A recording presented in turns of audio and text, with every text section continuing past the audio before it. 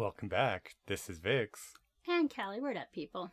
You are listening to Random Witchcraft. Yes, and today's topic, It's a whole lot of crazy. and controversial, and people may not like it. There might be a little bit of taboo. A little trigger here or there. Some people made some choices, and we're going to conversate about it. Well, they made some choices, but the damn choices are going to haunt them for the rest of their life.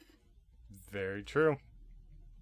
Well, the first little story is one that I keep on seeing all over the interwebs, which it's the story of Caitlin Reston. So the story goes that nice little white woman, younger woman,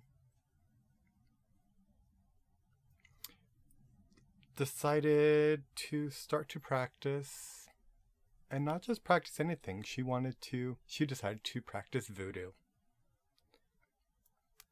And I guess her past relationship was kind of rocky, and she decided to do a curse on her ex-girlfriend, which happened to be African American, using voodoo of all things. Little white girl playing with some voodoo, trying to do a voodoo doll against her African American ex-girlfriend. Now,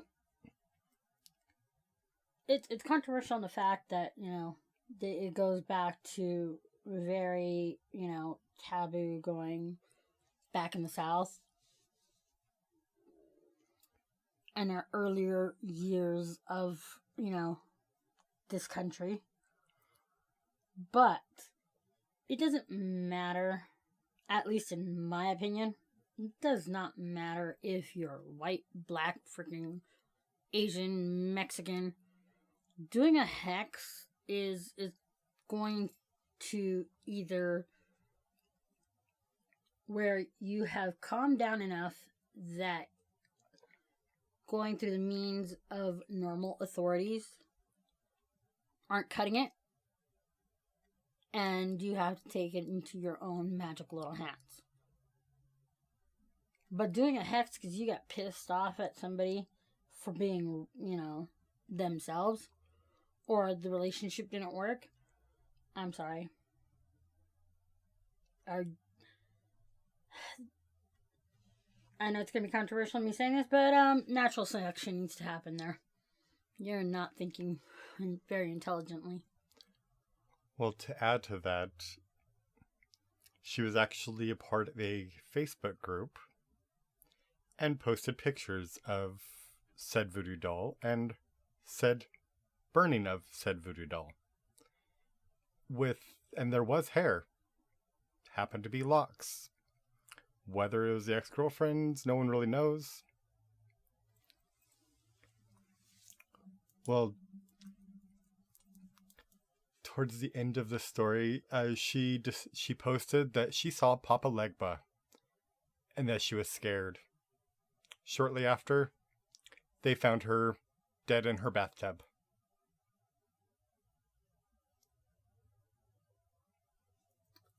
It's always been told, have respect for anything that you're working with. Whether it be benevolent or you're hexing somebody, still have that respect towards what you're doing. And voodoo, hoodoo, santeria, those are closed practices for a reason. Don't try to practice a closed practice if you really don't know and you're really not initiated in said religion.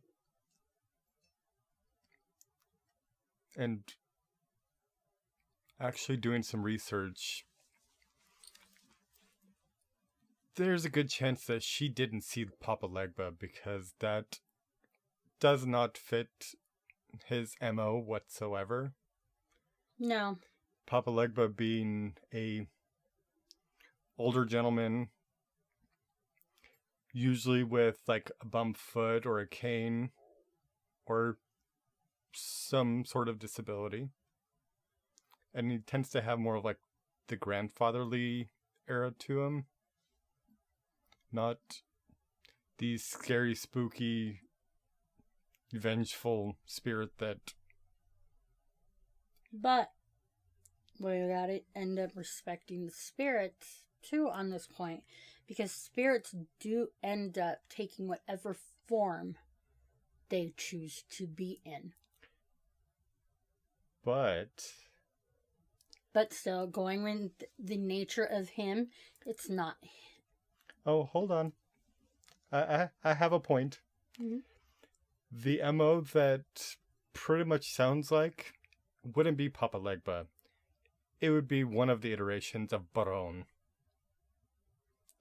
which is the spirit that surrounds death and the other side. Where Papa Legba tends to be is more of the crossroads and the helper and the one that guides them. Or it could have been one of, Papa Legba's children that helped guide the spirits.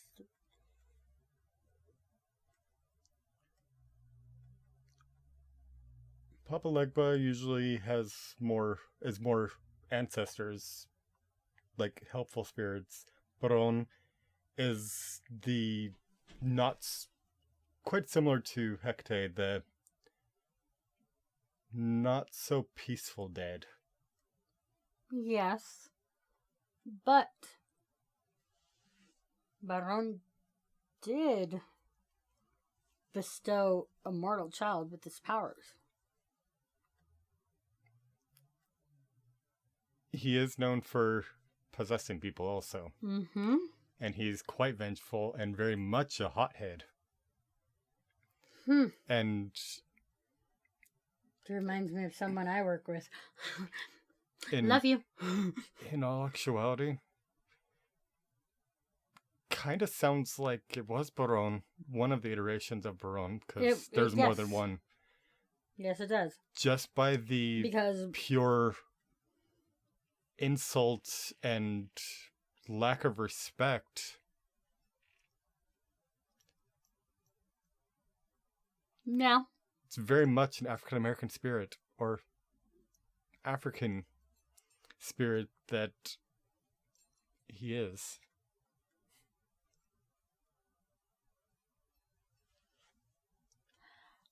Then going on with this whole thing of hexing, one that I've seen recently is a practitioner had taken a job, basically. We'll call it a job because that's what, she paid her for doing it. She took this hex because she was displeased with her boyfriend because he was not being himself anymore, but he was trying to figure out whether or not he wanted to propose to her. And because he was cold, he was distant, he really wasn't coming around, she basically went to this practitioner, goes, I want you to hex him to where he loses everything because he's lost me. And after she calmed down and he proposed, she's like, no, don't hex him anymore. And this practitioner goes, well, too late, whoopsies, I already fed his name to the sirens.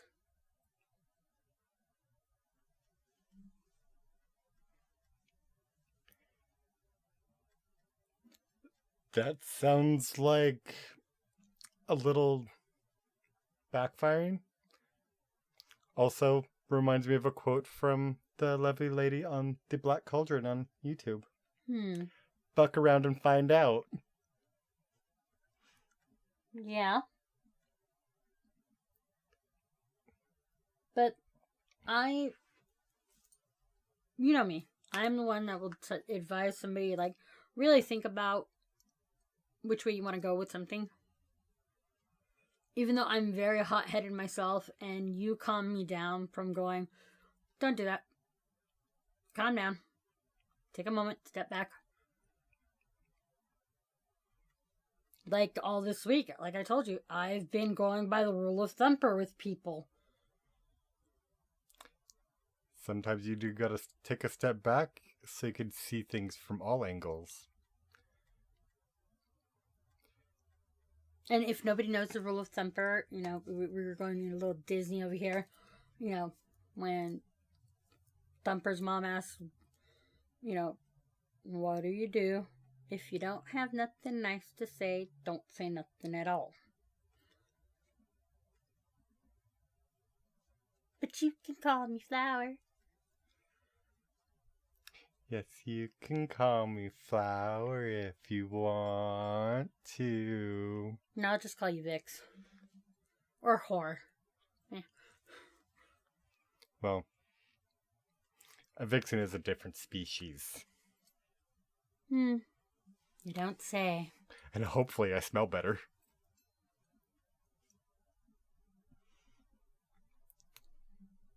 She's not saying anything. Thumper, now I'm kind of questioning. Thumper.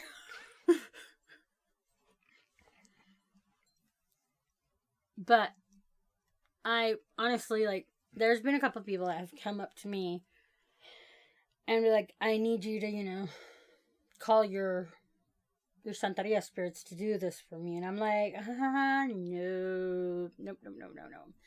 You take a moment. Think about it.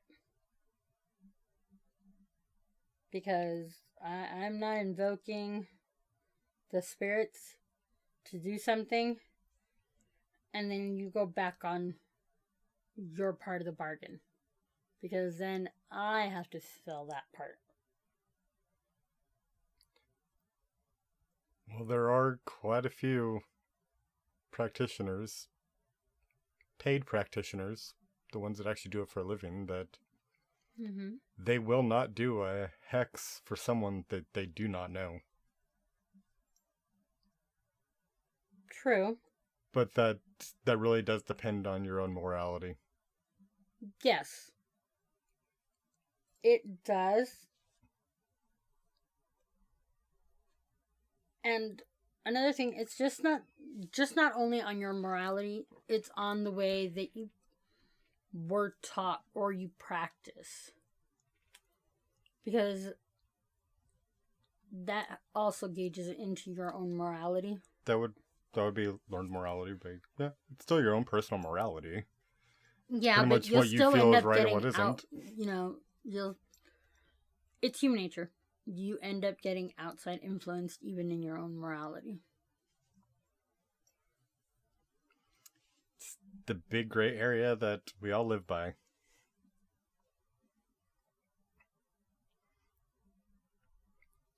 True.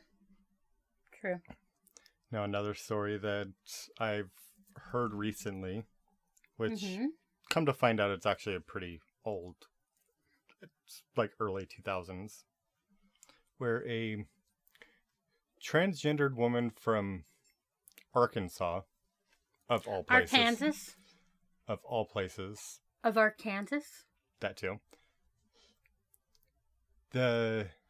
Somebody from Arkansas is going to hear this and be like, it's Arkansas, not Arkansas. Arkansas is not known for being the most safest nor easiest place to be in with homophobia, racism, pretty much. There's still small town mindset there. There's a lot of the South that is like that. Mind you, they are a part of the South, and there is the thing of Southern Conjure, which begs some questions in what transpired.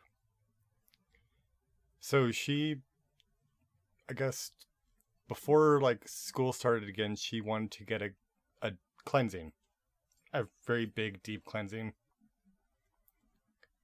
specifically with voodoo, which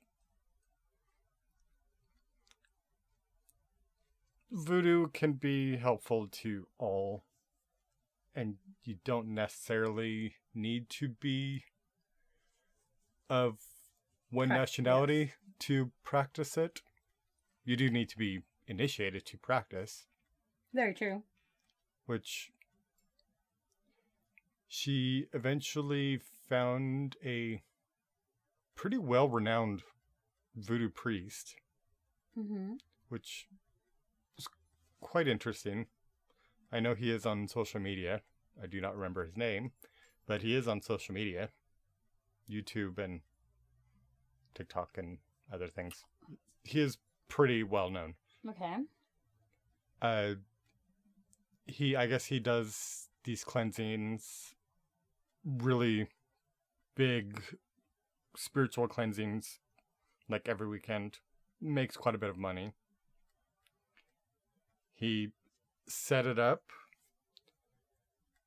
for the cleansing itself was like $600 and something, and she had to save up the money for like the plane ticket and all of that, which I believe came up to like $1,500 altogether.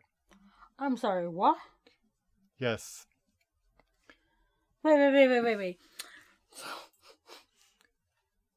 Plane tickets aren't cheap. No, I'm not talking about the plane ticket. Just the cleansing itself, $600? $600 something. That is also a big questioning, but I'm sorry.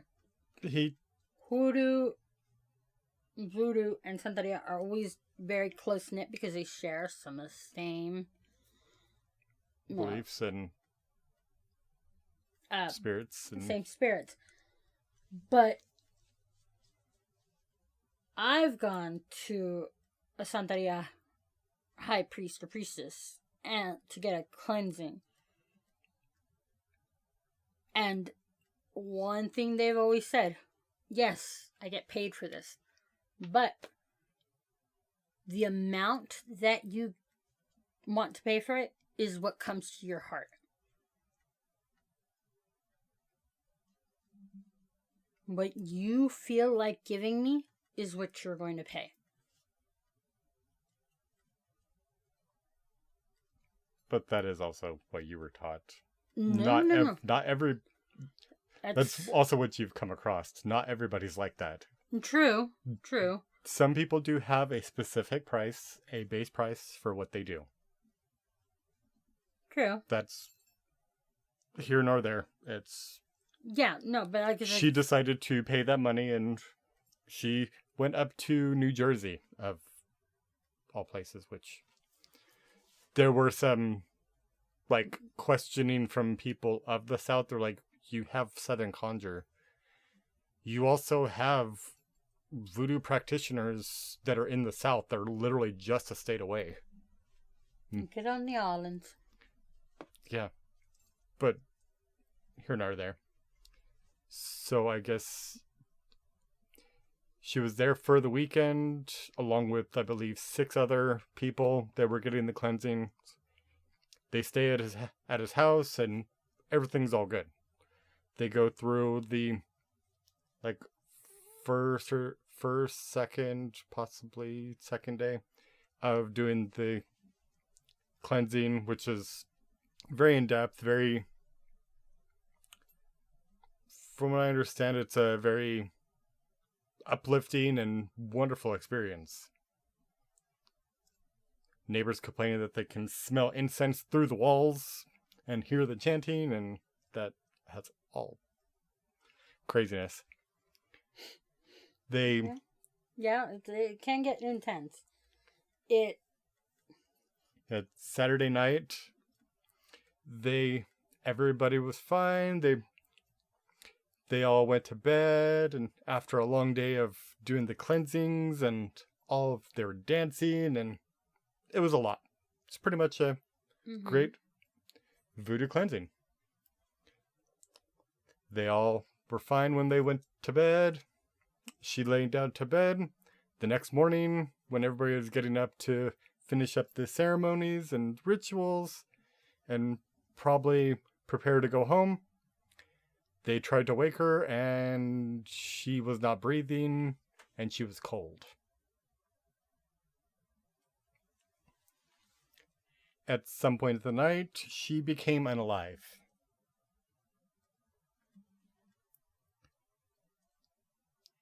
They called like 911, called the paramedics and police and everything and all the investigations. They didn't find the priest at fault or anything. They end up taking all the participants to the hospital to test them to make sure that there was nothing out of the ordinary in them. They did toxicology and no drugs were involved.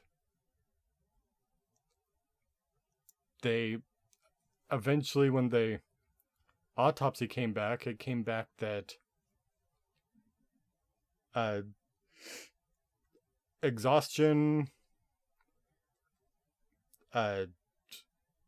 something to do with temperature, like she was running too hot, and lack of oxygen, like low oxygen levels. But other than that, she was completely healthy. And still to this day, they really don't know what happened. A lot of things can happen, especially with the cleansing.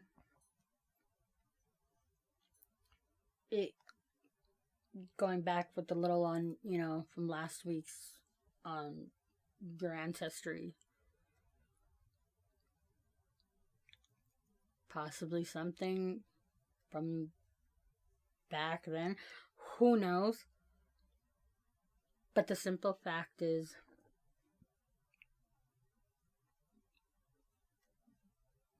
what they tell you before you go for a cleansing is be mentally and physically prepared for the exhaustion, for everything that's coming.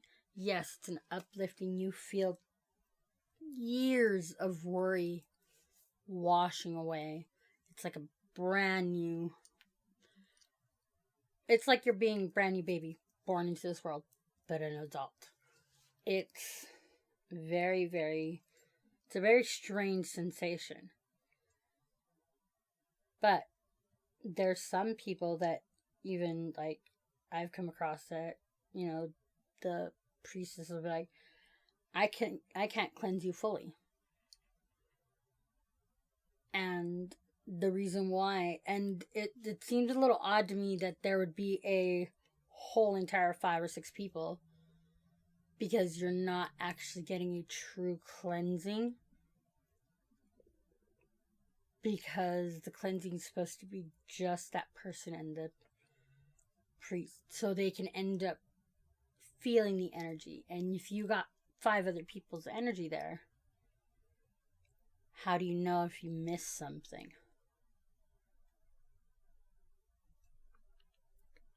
Well, I guess talking about coming from the, I think it's NARC, the National African Religions Council, which the priest was not actually registered. They actually, I guess they want to keep voodoo practitioners registered so everyone knows that they are completely legit and not a scammer, which there's only the one council in the whole country. He was highly renowned. A lot of great reviews. There are some negative reviews because, Yeah. But they were, a lot of them were saying that specific cleansing ritual, it's very common that it's not a one-on-one situation. It is actually usually a group situation where the dancing, and from everything that they understood, it was literally how it's usually an uplifting experience. No, I get it. There's different types, but like what I feel like from what I'm getting that they wanted was a little bit more deeper and a little more. We will never ever know Yeah, what her intentions really were. very true. But All we know is that she wanted a cleansing before school started. There are a few theories, like what ended up happening with what her autopsy said.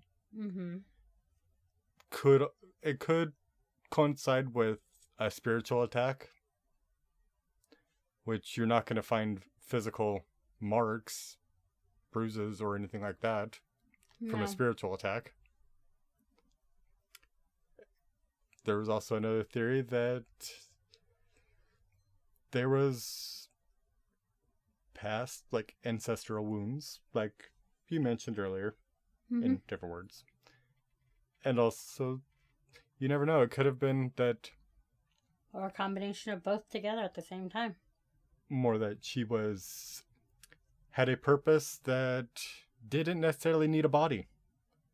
And she took up the offer.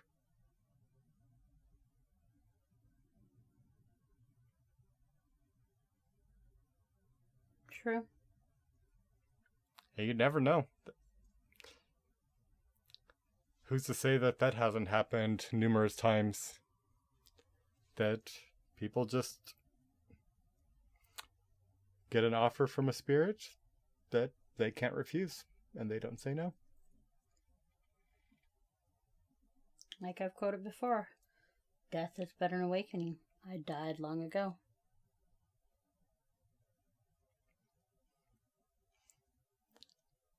These are some stories that could definitely make you think. But it has been a fun conversation, don't you think? Yeah. It's been an interesting conversation. Like, to me, you already know how passionate I get with people doing things against others. Because stuff has been done to me. And I'm very much so on, you know what? I know the cruelty of this world. And I don't want people to suffer.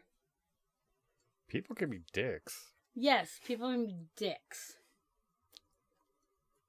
I've experienced that side.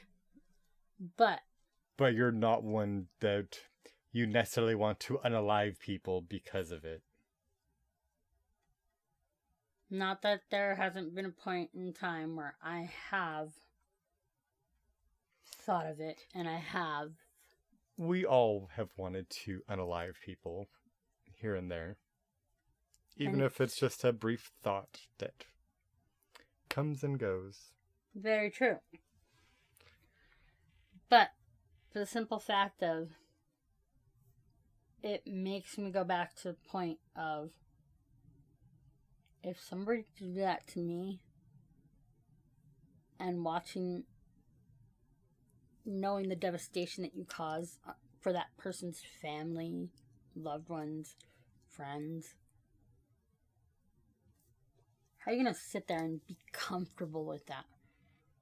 Because sooner or later, and like I was telling you earlier before we started to record, there is one thing that everything has in common with.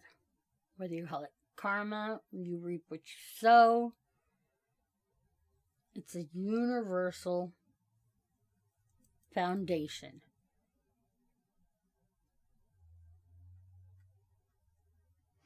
Yeah, the Wiccans, you have the threefold law. Mm-hmm. The Wiccans also, the Wiccan read as do what you will as long as it causes no harm. Mm-hmm. But if we look at this world, everything's a duality. whether you don't do harm or harm gets done to you. This world's a double-edged sword. You gotta learn how to balance between it.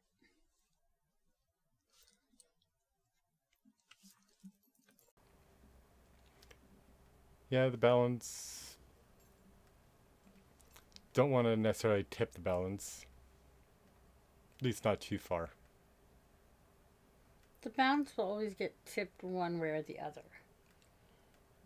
It's finding balance will always tip back to middle when the people end up realizing that they're off kilter, that they're not themselves.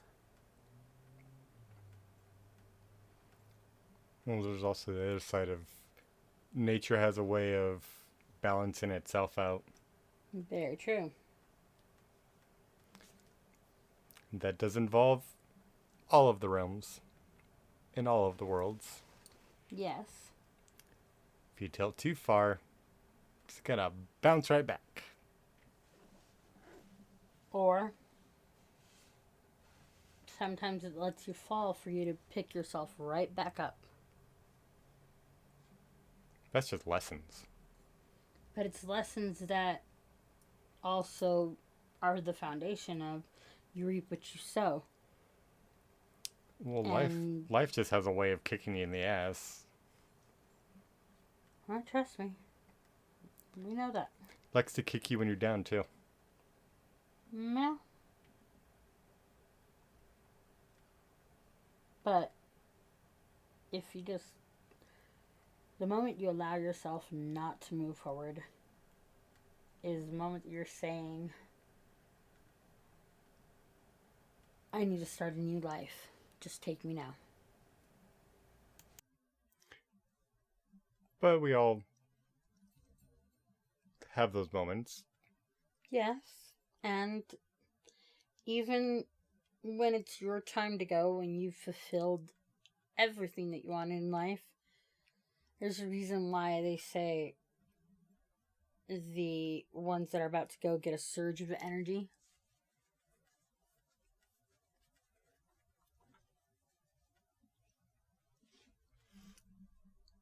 I don't know why, but that reminded me of a joke. No dad jokes. It's not a dad joke. No. It's about Bob.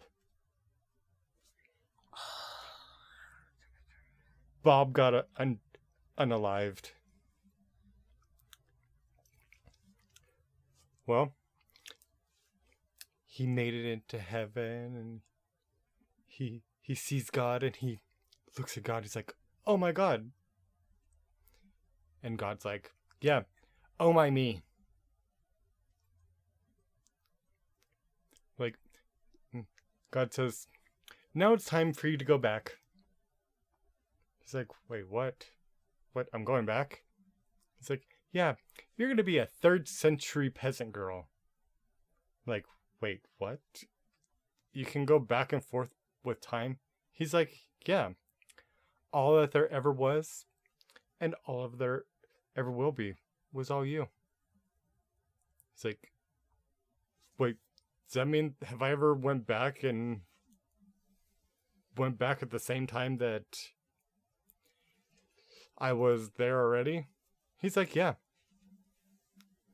Every person that you said I hate you to, you were saying to yourself. Every time you told someone that you loved them, you were telling them that you telling yourself that you love them." That you love yourself. Yes. And after every life, once you have lived all the lives, you will come back here and you'll be like me.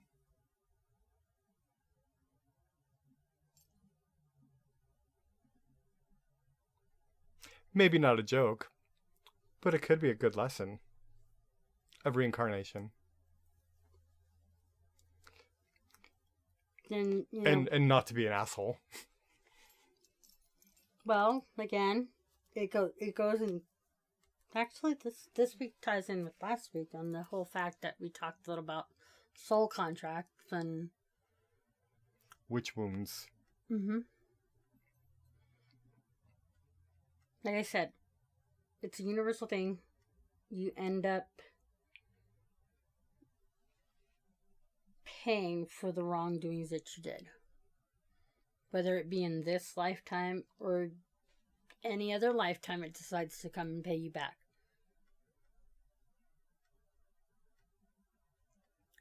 Yeah, I think the moral of the story of this episode is do your research. Think about it ahead of time. Don't jump the gun and just do something because you may change your mind. And yeah, know what you're getting yourself into. And of course, don't be an asshole. Do you agree? I wholeheartedly agree. I was keeping the rule of thumb right there because I was going to say something else, but yeah, you took the words right out of my mouth. In a nice way. Well, this has been Random Witchcraft with Vix and Callie. Later, people. Au revoir. And stay safe and be happy. And spread the love. And don't forget to get your Yule log ready. Yeah, we're almost there. December 21st is the start. Party! Yay! Remember, you don't want the Yule lights coming in. Yeah, just don't light your house on fire. We'll talk to you next time. Bye. Au revoir.